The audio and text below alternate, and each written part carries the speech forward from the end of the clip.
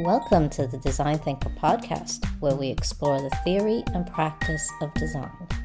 Hosted by me, Dani, and me, Peter. Hello, everyone, and welcome to this week's episode. This week, we're kicking off a series of 3 episodes where we explore the 3 lenses of design thinking. So if you're not familiar with this, the 3 lenses are feasibility, viability, and desirability.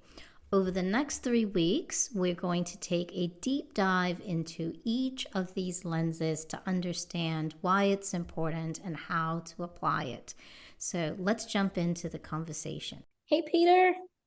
Hello, Dani. How are you? Good. How are you? I'm very well, thank you. Yes, a beautiful sunny day here in Auckland. Summer is almost here. Summer's almost here as we speak. And I'm looking forward to our conversation this morning, what we're going to be talking about this morning. Today's topic is feasibility. I did a quick search about the 3 lenses earlier, and you're right that sometimes people refer to them as the innovation lenses or design thinking lenses, but I definitely see them as they're like a core kind of mental model of design and design thinking. Feasibility, go back to what I like to do and looked up the definition of feasible actually rather than feasibility.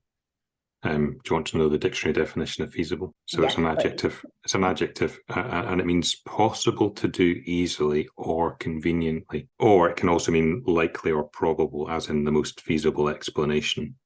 I really like understanding where words come from. So the origin of feasible actually goes all the way back to the Latin word facere, F-A-C-E-R-E, and that means to do or make. There you go. So there's the definition of feasible. I'm struggling a little bit with the easily or conveniently done pace. Yeah. Because a lot of times the right thing to do isn't the easy thing to do or the convenient thing to do. Yeah. Yet we say in innovation, we've got to balance these 3 lenses of desirability, viability, feasibility. Mm-hmm. I was, when I read that definition, I was slightly surprised at how, a bit like you, how specific it was about easily or conveniently, because that's for me when I'm thinking about those 3 lenses, that's not what I think of, and maybe you're the same from the sounds of it. I think of feasibility is what can we do, what's possible to do, but not the easily or conveniently, because if it was easy or convenient, then maybe it would be happening already, wouldn't it? Yeah, generally something that's a problem means that there isn't something easy or convenient. Yeah. What do you think of when beyond this easy or convenient? What's our, maybe we've got the dictionary definition of feasible and feasibility. What's our kind of definition in the context of these 3 lenses? Let's see if we can come up with one. Within the practice of design thinking, what does feasibility mean? It has to do with a level of practicality. And in my work, there are sort of 5 things that I look at when we're looking at a solution. Mm-hmm. So one is it technically feasible? Mm-hmm. One is it financially feasible? Mm-hmm. Like it might be technically feasible, but if it costs, like could we practically deliver this within the budget that we have? Mm-hmm. I think feasibility also has to do with like, do we have the capability to do this? Feasibility also relates to like operationalizing something. Mm-hmm. Yeah. Right? So mm-hmm. Something might be a good idea, but when you bring it into the context, the larger context of the organization and how mm-hmm. the organization operates, it may not be feasible to fit that into the context. Mm-hmm. And then the last one is legally, mm-hmm. is it something we could do? Mm-hmm. Like, are we, making sure that we're not breaking any laws? Mm-hmm. Mm-hmm. So in my work, when I think about the feasibility lens, those are the 5 things that I think about. Mm-hmm. Cool. I got a couple of questions about 1 or 2 of those, but we can come back to them. I think about definitely technical. So what's technically feasible, and in my mental model, that means like what can our current software platforms, etc., actually do if we were, or what kind of our channels, I guess let's call them. So working in either retail or banking or telecommunications, what's technically possible, both in software terms and I guess let's call it hardware or physical assets. And then I also think about, and maybe this is kind of overlapping with your capability line. I think about what's feasible from our people point of view. So I think that's what you mean by capable. I also think about not just the capability of the people, but specifically, I guess, the configuration of people. Because if you organize, groups of people in certain ways, then some things are feasible, but some things are less feasible. But then if you rearrange teams or groups of people in a different way, then the opposite becomes true. I can't think of a concrete example of that at the moment, but yeah, just thinking about what's technically possible from a hardware software point of view, and then what's possible from a configuration of people, and maybe this is bringing to life for me the kind of easy and convenient being less part of it, our definition compared to the dictionary definition, because changing either technical setups or people setups is not particularly easy or convenient. But I do like like your 5 things, considering legal stuff, that's very important. Operationalizing. But coming back to financially though, so practical to deliver within budget, and we're maybe stealing a bit of airtime from the next episode where we talk about viability though. So if we think about viable being commercially viable, does that in what? Financial viability is about once this is done, okay, is it going to be viable? Whereas in feasibility, when we talk about the financial aspect of it, like, can we do it within a budget that we're given? Right? It's like the reasonability of the cost of doing it. That makes sense.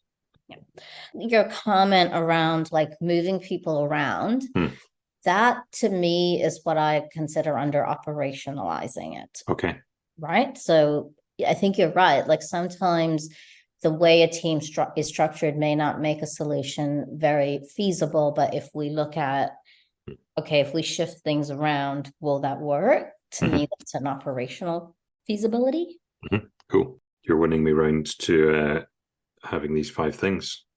Which is handy because I've got 4 fingers and a thumb on my hand, and I can maybe remember them. What about the capability then? Help us understand a bit more about capability in terms of what's feasible and what we should be thinking about considering.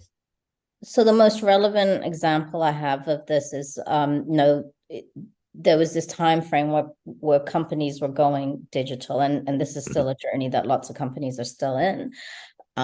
But that leap to digital, the feasibility of that was really impacted by the fact that, if your workforce does not have those capabilities to be able to use the digital tools, then the solution isn't feasible. The same with the customers, right? So when banks started to go digital in the early days, the leaders of that really had to invest in teaching customers how to bank online. Because people didn't understand how to bank online, it made the solution, it impacted the feasibility of that solution, but we made it feasible by helping in the developing of the capabilities. Nice. And that's just maybe think of another similar story that I've got personal experience of, maybe you have too, but Air New Zealand, over many years actually increased the capability of their customers to check themselves in at the airport.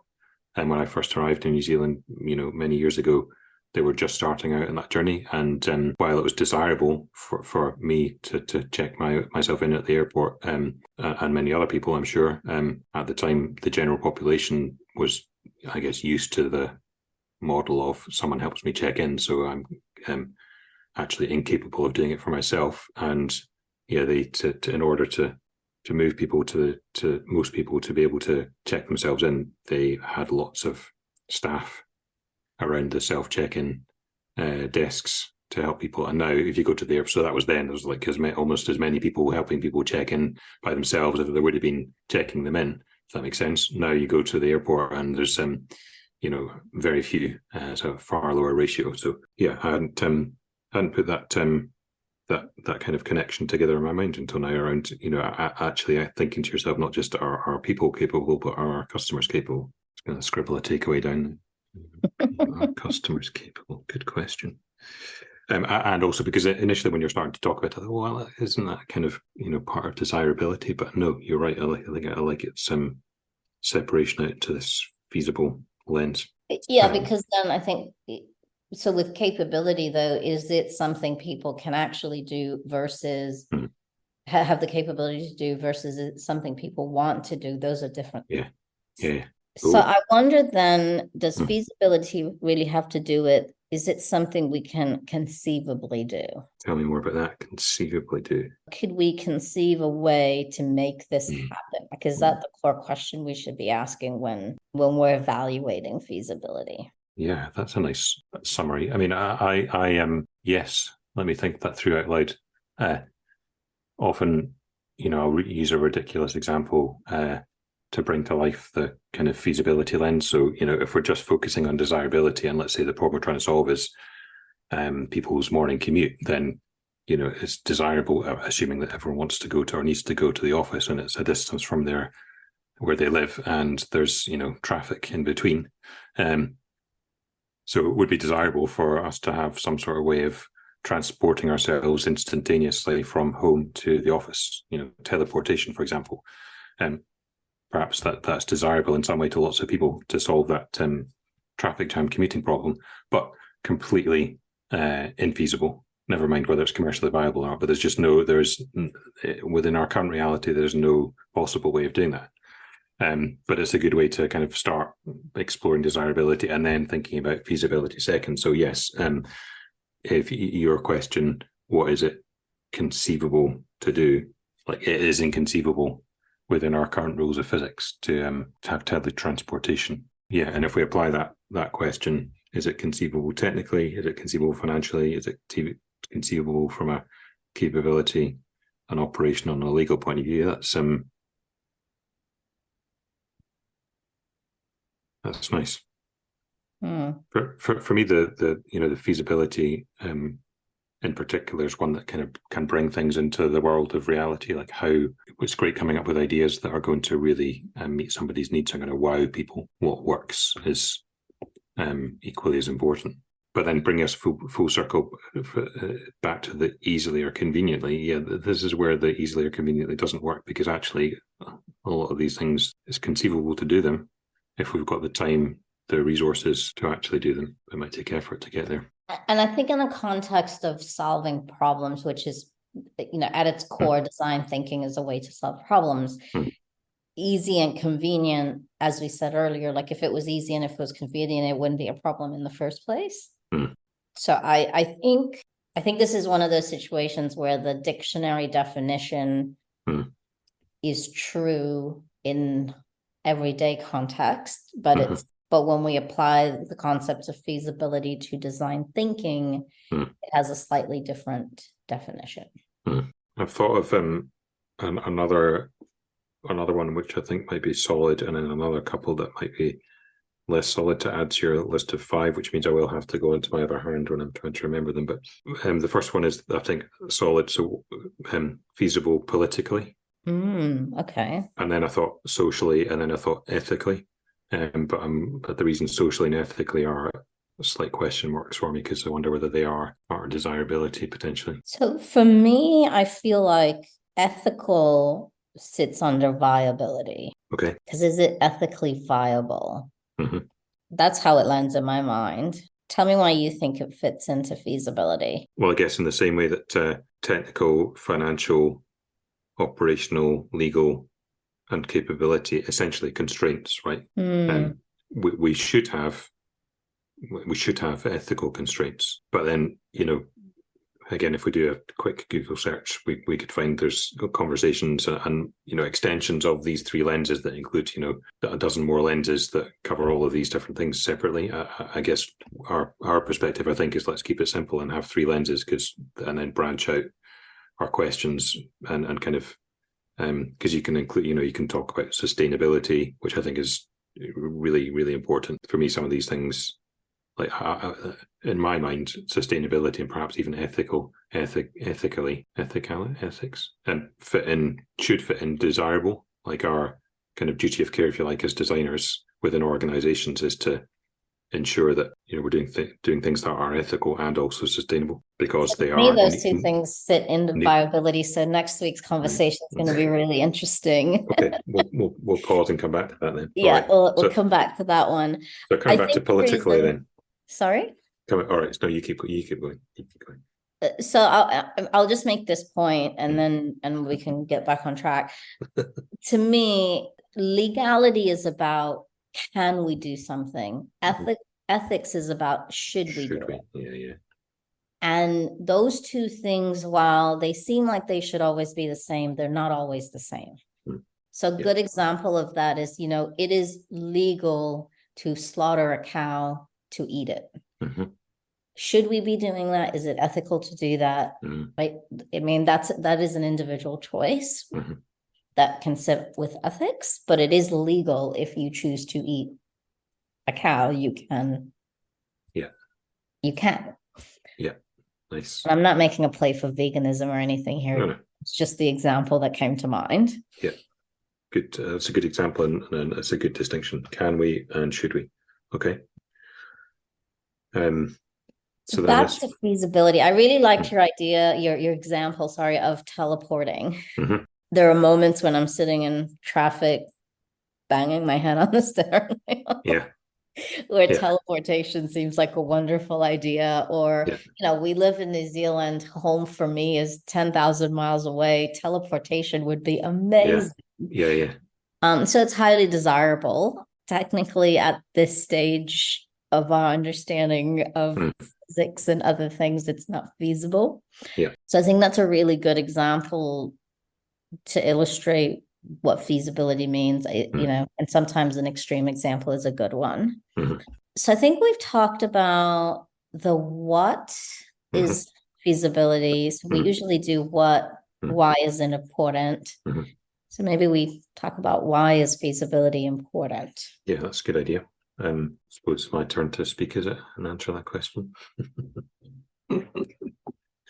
Why is feasibility? Well, we kind of touched on it a little bit already, but without feasibility, then we might be able to let's pick out, let's say, the financial feasibility, and in this case, it's the financial feasibility, the practical to deliver within budget. So if we don't consider feasibility and we spend a lot of money, too much money delivering something, then potentially there's not enough money to kind of run it as a continuing product, service, experience, whatever it is.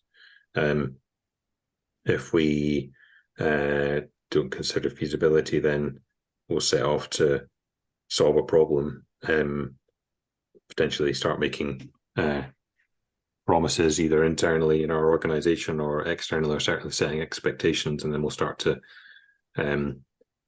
maybe discover too late that the technology isn't available to deliver this, or like we said earlier, to reconfigure our people to create this service or deliver this product. Then that's we don't have the capability and they aren't organized in the right way to do it.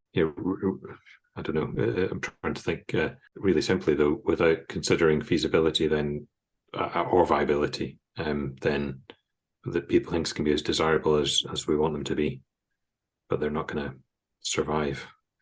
They're not actually going to be desirable because they won't exist to solve people's problems for them. I agree with that. Like, I think it offers the balance to desirability, right? To me, desirability of the lenses, it's the most fascinating one, because it's the one that a lot of times design thinking gets a lot of criticism for not enabling practicality. And it's a misconception, because design thinking can deliver innovation that's practical, that's doable, that it really addresses pain points. And these lenses are a way that as designers we can balance, because there is this idea of, we come up with wonderfully great ideas and we encourage almost suspending reality to come up with these big, bold ideas.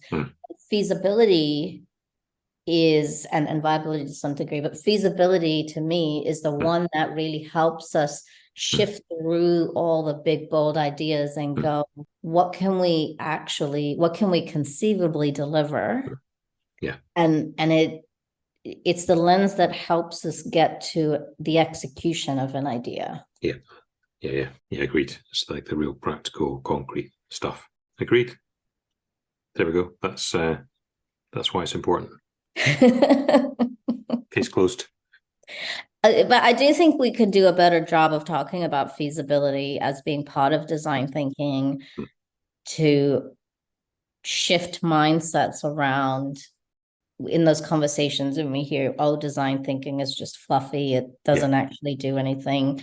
I think feasibility is something we need to talk about when we're at those conversations. Definitely, we need to talk about feasibility. What ways do you bring feasibility for life and kind of counter that misconception then? So I think we're moving on to the how part of okay. Okay. Well done, Peter. Oh, thanks. Let's have a pat on the back for that one. So how do we actually do feasibility? How do we do it? I know we do it. I mean, first of all, I always describe any audience or group of participants when we're setting off on a journey of design thinking and talk about the three lenses. My personal perspective is that often in organizations we kind of do have an idea of what's desirable and what people might need, but then it kind of gets covered up in people's minds, and we kind of proceed with only considerations of feasible and viable, like, how much have we got to spend and what can our technology do, and let's just do that. And then, just at the last minute go, what are we doing this for again? Oh yeah, it's to help some people. Who are they? Oh yeah. Oh well, hopefully this thing that we've just created within budget using the technology we've got right in front of us will help them. Fingers crossed. The way I describe this, so the difference between that approach and a design thinking approach is we will more often than not start with a consideration and curiosity about desirability. So in other words, what is it that people need and want? And for me, I describe it as a kind of a journey or a cycling through desirable, feasible, and viable. We're kind of exploring all of it simultaneously, maybe sequentially, and starting to build up that balanced picture of, what is the sweet spot in the middle of those three things. So how do we do? For me, it's less about how do we do feasibility and more how do we go about answering the questions of feasibility. So like I said, like you said yourself, what is conceivable? So we go, what is conceivably, and then go through your 5 or 6 categories. What's conceivable technically, financially, from a capability point of view, from an operational point of view, from a legal point of view. To begin with, and again, you're going through the cycles, and I guess this really comes to life when you start to, I think, prototype and test things. For me, like an initial round of prototyping and testing, or initial rounds, I suppose, cycles of prototyping and testing are usually focused on desirability because that's where we know the least. Like we can, for feasible things that are feasible, we can usually to an existing set of knowledge that'll give us the answers. Like we can go to the manual for our software and understand what's feasible. We can go to the software providers and go, what's on your roadmap? What's going to be feasible in a year's time? Likewise, financially, we can do some spreadsheet calculations. All of those we can, the answers are more readily available to us and are already known compared to the desirability questions. So yeah, that's why for me, prototyping and testing to begin with is focused on desirable. As we start to get into more high fidelity prototypes, let's say it's a service and it's a service where help people with their phone and getting their phone repaired. We start to discover feasibility by actually like actual reality. We put a prototype in place that is testing each of the stages of that service in the real world, in the actual real world. And by that I mean it not, it's far beyond cardboard and paper prototypes and role playing. It's also beyond, I guess, thought experiments. It's actually setting up that service as a trial in, say, one mobile phone store and gathering data around how long does this thing take, or how much, and therefore how much is it costing us as a service to provide. That's a long answer, but I think, in summary, we can start with some existing knowledge, and that can help us shape things up. But we actually need to go out into the real world, and prototype and testing is to gather the real world data, in my experience. I think I'm missing how that relates to feasibility. What am I missing here? Well, I guess if the question is it conceivable or is it doable, then you are learning if it's doable by doing it. Okay. I get it. Yep. Rather than us sitting around talking about, is it doable? Let's go prototype and test it and learn if it's doable. Yes, thanks. Nice summary. You can cut that previous stuff out and just go, this is how we do feasibility. I love that. I've loved how you've connected it to prototyping. I also want to connect it to something else. So within the design thinker profile, we talk about, one of the capabilities we talk about is collective collaboration. And feasibility, particularly if you think about these 5 things you need to think about, it presents an opportunity for us to not work in silos, right? For us to go talk to the technology people, for us to go talk to the operational people, for us to go talk to the legal people, for us to go talk to the learning people, all of these pockets within the organization, on top of the prototyping, which is bringing in customers or consumers. It also presents an opportunity for us to be, working through that collective collaboration process. Nice. Yeah. I love that. So yeah, for each of those 5 things, bring in the 5 people that represent those areas and get them to be part of that design process. And I guess now that we're talking about it this way, the customer should be on this list, because we could go through it's technically feasible, it's financially feasible, we have the capability to do it, it's operationally feasible, it's legally feasible, but is it actually feasible for the customer to use it? Yeah, so that's like the capability thing we talked about before, like our customers capable of checking themselves in at the airport, for example. I'm sure there's other dimensions to that as well. Where I'm thinking about is, you shared an example with me some time ago about cereal boxes. Oh, yeah.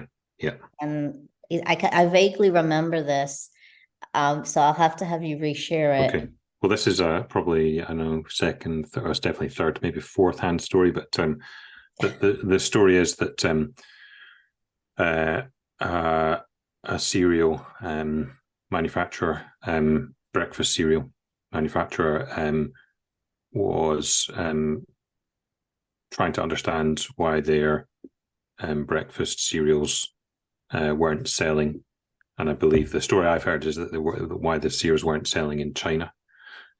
So, they spent some time doing some desktop research and gathered all the data together. And, what it showed them was, well, the sales were way below forecast. And they realized that they couldn't answer that question sitting where they were. So they decided to go to China to try and find out. And they went to the supermarkets to see people, if people were buying the cereal and where it was positioned, and everything, was as it should be in the supermarket. But their cereal was kind of staying on the shelves.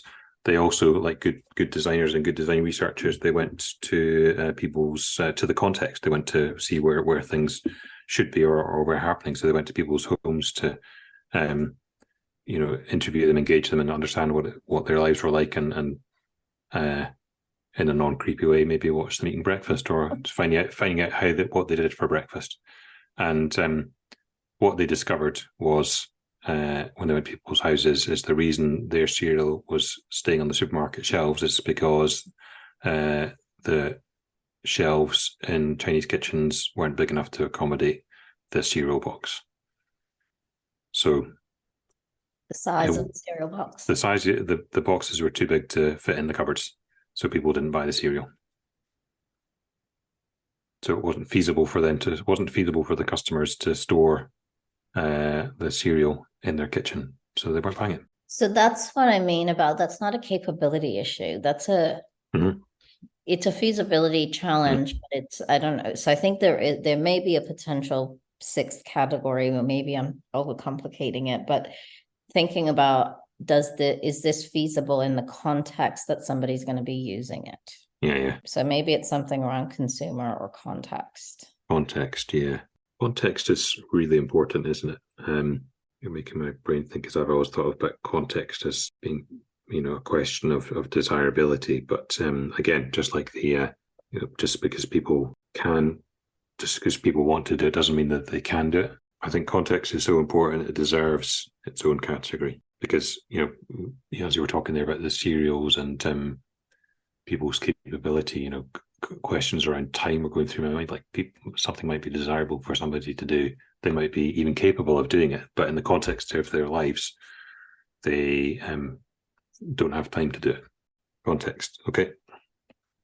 So then if we say the subcategories within feasibility that we need to look at are technical feasibility, budget feasibility, capability feasibility, operational feasibility, legal feasibility, and context feasibility. You did bring up political and social, and we didn't really do anything with them. No. You think those belong in feasibility, or do they belong somewhere else? I mean, they can socially, especially, could be belong in, or at least partly in desirability, but or maybe socially is alongside ethically and viable. What's socially acceptable for us to do as individuals and groups. Not sure. And then politically, I was thinking that sits, for me, it's kind of really similar to legally. There's like a political framework in nations and countries. So, if we think about some of the technology that we have available to us at the moment, like TikTok, for example, TikTok, because it's a Chinese company, certain governments ban some of their citizens or some of their politicians from using TikTok. And I think that's nothing more than, is that a political thing or is that a legal thing? I guess it could be both, because if you're banning it, then becomes a legal thing, but the decision could be driven by political. I wonder if there is social sits with desirability for me, because there is this, like, as humans, we want to engage in socially desirable behavior because we have a deep-seated need to fit in. Generalizing here, of course. Politically I think political probably sits under viability. Where I'm torn is it kind of fits into legal, but then I also think there's a bit of like a reputational thing. So is it like, is it really a political thing, or is it more of a reputational thing? Like, is doing this viable to our reputation? Yeah. No, and similarly, social, we could say, well, another aspect of social is, and I agree with you on the socially desirable behavior, but also there's this term social license. So, that's potentially like, do we have as an organization a social license to do whatever it is that we're, designing or innovating? That's probably more viable. I've got some thoughts on all of this, but we'll maybe leave it to the wrap up or in the next stage of the conversation. So let's bookmark that for the viability and desirability conversation. Okay, so I think to summarize what we said is feasibility. We've kind of reframed that from the dictionary definition to meaning, is it something we can conceivably do. So it's kind of the big question we ask with feasibility. Mm-hmm. Then we said there are 6 things to consider. So is it technically feasible? Is it budget-wise? Is it feasible? Mm-hmm. Capability-wise, is it feasible? Operationally, is it feasible? Legally, is it feasible? And then contextually, is it feasible? Mm-hmm. So those are 6 questions we can ask when we are evaluating a solution for feasibility. Mm-hmm. Have I missed anything? No, I think that's our 6. And yeah, there's lots to delve into when we come to viability, and then back to when we start to think about all 3 of those lenses together. Yeah, maybe another part of the summary is, this, like you said, that's a really great suggestion or invitation that, this is almost like the blueprint for who you want to collaborate with, or who you to bring in to collaborate with each other. People who have expertise, points of view on each of these things, and maybe, to bring in that idea of T-shaped people. The stick of those people's T maybe is in one of these domains. Nice. I like that. The other thing I'll add to our summary is, I know that we're talking about these 3 things individually because it fits nicely into our episodes. However, in practice, we have to focus on all 3 at the same time, right? Because if you don't focus on all 3 at the same time, and the idea of these 3 lenses is we want to balance them evenly so that that's how you get to the optimal solution or the good solution. Yeah. So I think it's really important that we don't place more weight on one versus the other. Yeah, agreed. And maybe the other thing as part of our kind of wrap up is that, as I guess we've discovered ourselves in this conversation, and we'll do again and again, is that this is a really simple model. I love the phrase. It's a bit of a liberating phrase. All models are broken. And no model is ever perfect. So I guess my point of view, and I think you have the same one, which is, let's just keep it to these 3 circles: desirable, feasible, viable.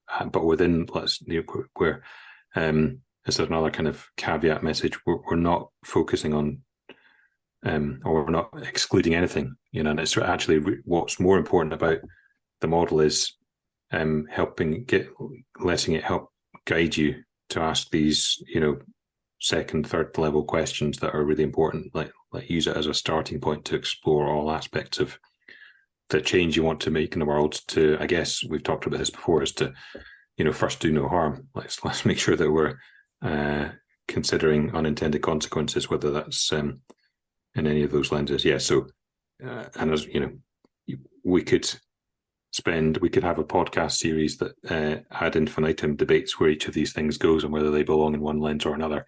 But that's not making any difference to anything. So, practically, I love this, these 6 things, and also the invitation that it gives you to bring people who have expertise in that into the collaboration. Yeah, I completely agree. All models are flawed or broken, but some are useful. Yeah. Oh yeah, I forgot to add that. But yeah, this one in particular is very useful. It's very useful. And I think that's the thing. We have to resist the urge to make models more complicated. It's got to be something we can remember and put into action. Otherwise, what's the point? So we normally end with a takeaway. So what is your takeaway today, Peter? My takeaway is, well, there's lots. The 6 questions. That's 4 more kind of areas that I was really on the surface at least thinking about. But the special takeaway is thinking about customers being capable. Yeah. So thank you for that. How about you? What's your takeaway? My takeaway is how you aligned feasibility with prototyping. Okay. I mean, I think it's something that I've always in practice done, but didn't really mentally connect that when we are prototyping and testing prototypes, or actually in that feasibility space. That's my takeaway. Great. Well, we've learned something from each other. Yay.